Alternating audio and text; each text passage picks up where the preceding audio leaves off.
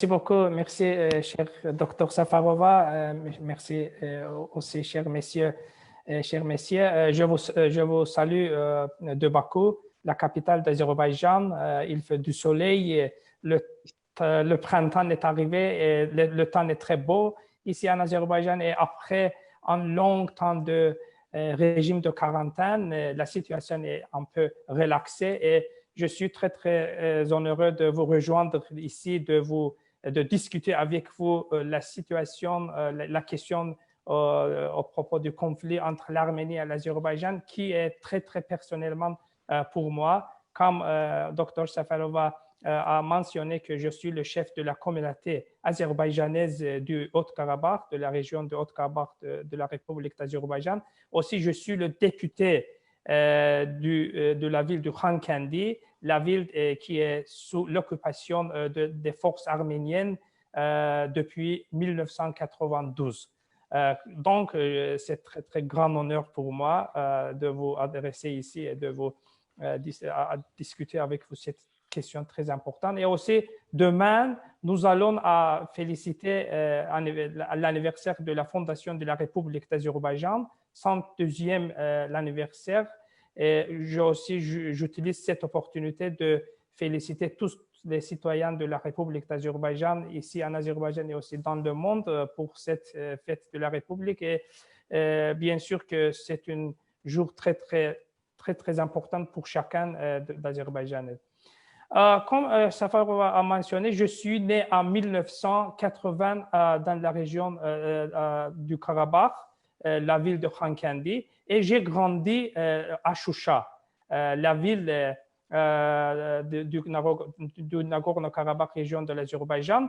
J'ai passé toute mon enfance, ma vie, les meilleures années de ma vie en Karabakh, et j'ai grandi à Choucha. J'ai reçu mon éducation élémentaire, prémillénaire à Choucha. Aussi, j'ai assisté à des cours de musique. J'ai reçu mon éducation en musique. Et c'est pour cette raison que j'ai joué dans le tar, l'instrument national de l'Azerbaïdjan. C'est très, très connu, l'instrument musical de l'Azerbaïdjan.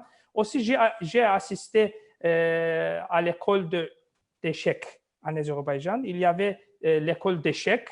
Et j'avais un rêve qu'un jour, je deviendrai le champion du monde d'échecs. Et mon père était le directeur de cette école d'échecs.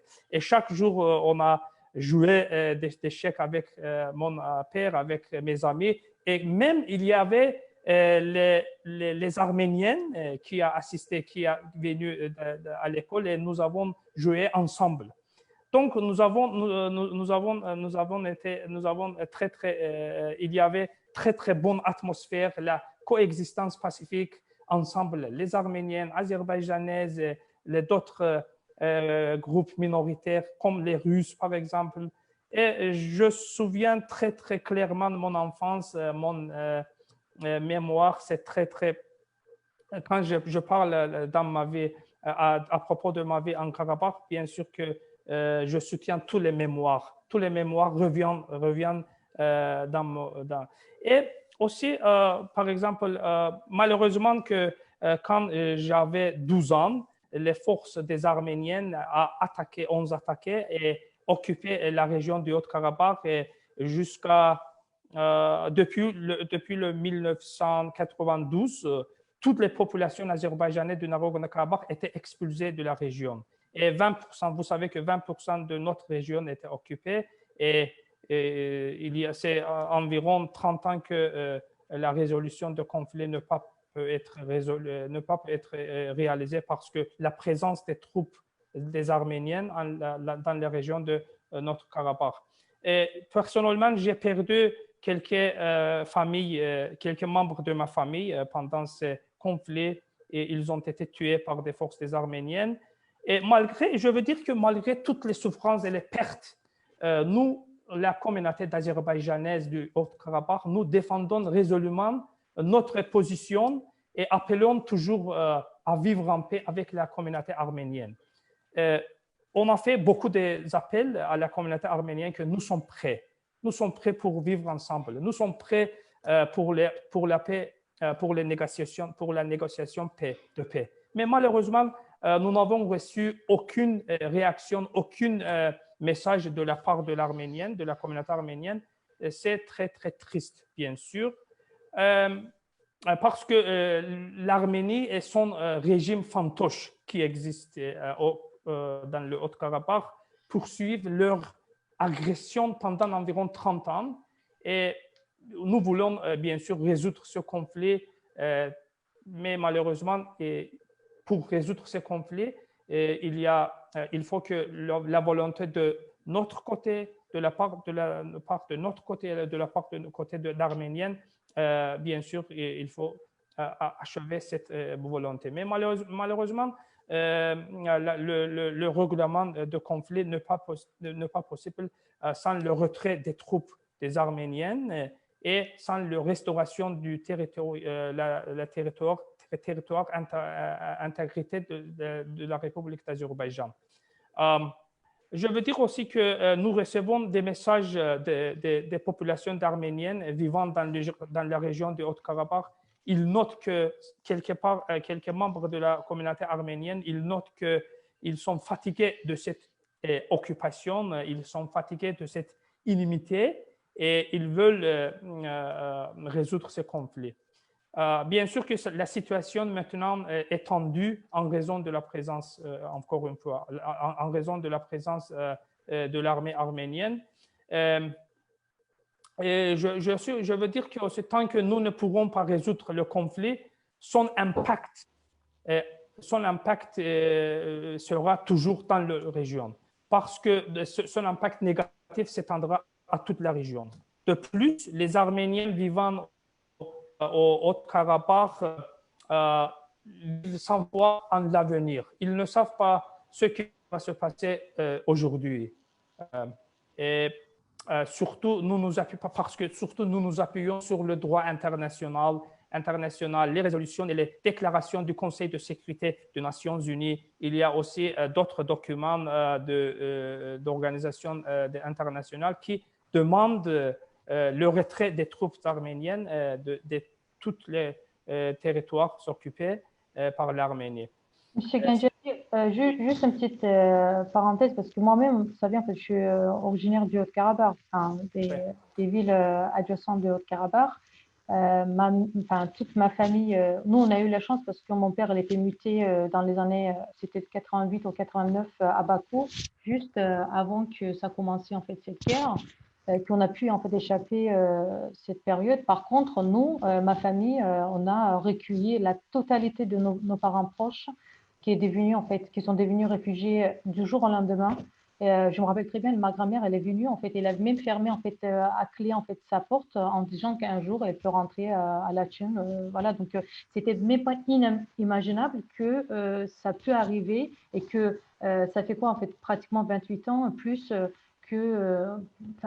bon, on est dans cette situation, mais je veux dire, malgré d'énormes difficultés vécues pendant ces 28 ans, vous, en tant que chef de la communauté azerbaïdjanaise du Haut-Karabakh, comment vous pouvez résumer en fait l'opinion de cette communauté par rapport à la résolution de ce conflit? C'est-à-dire en tant que peuple, de positionnement de voilà, donc la population qui a vécu pendant des décennies en fait pendant des siècles dans cette région, et le jour au lendemain, ça fait quoi, en fait pratiquement 30 ans qu'on n'arrive pas à rentrer, et comment on fait faire sorte que la génération qui vient d'après, pour leur faire comprendre que ces territoires, c'était à l'Azerbaïdjan, donc on a bien vécu là-bas, mais maintenant on ne peut pas aller, et donc comment voit la communauté azerbaïdjanaise de Haut-Karabakh la résolution de ce conflit? Mais comment Oui. Merci. Oui, merci beaucoup pour cette question. Bien sûr que comme le chef de la communauté d'Azerbaïdjanaise de la région du Haut-Karabakh, je représente plus de 80 000 personnes de la région du Haut-Karabakh. Et aussi, vous savez qu'il y a à peu près 1 million de réfugiés, les personnes déplacées totalement ensemble. Mais vous aussi, vous savez que le conflit arméno-azerbaïdjanais a pour conséquence concrète l'occupation de près de 20% des territoires de l'Azerbaïdjan. Et a fait d'environ en Azerbaïdjan en personne sur 10 une réfugiée, une personne déplacée. Mais bien sûr que la résolution de conflit, c'est possible seulement après la restauration du territoire internationalement reconnu de l'Azerbaïdjan et après le retour de la population chez nous. Parce que aucune acquisition de territoire par la force ne saurait être reconnue par la communauté internationale comme licite. Et la communauté internationale a toujours condamné l'usage de la force militaire contre l'Azerbaïdjan, vous savez, et l'occupation de ces territoires qui en résultait. Vous savez aussi qu'en 1993, le Conseil de sécurité des Nations Unies a adopté 4 résolutions condamnant l'utilisation de la force contre l'Azerbaïdjan et nous voyons le règlement de ce conflit dans ces résolutions. Parce que ces résolutions fondent les bases juridiques de règlement de ce conflit. Et bien sûr que nous avons aussi la Constitution de la République de l'Azerbaïdjan. L'article 11 souligne que le territoire de l'Azerbaïdjan est inviolable, indivisible et je pense que chacun comprend que c'est là qu'on cherche la solution. Selon la Constitution de la République de l'Azerbaïdjan. Par exemple, même en 2005, l'Assemblée parlementaire du Conseil de l'Europe, par exemple, a adopté une résolution 1416 où elle rappelle que l'occupation d'un territoire étranger par un État membre constitue une grave violation des obligations qui accompagnent de cet État.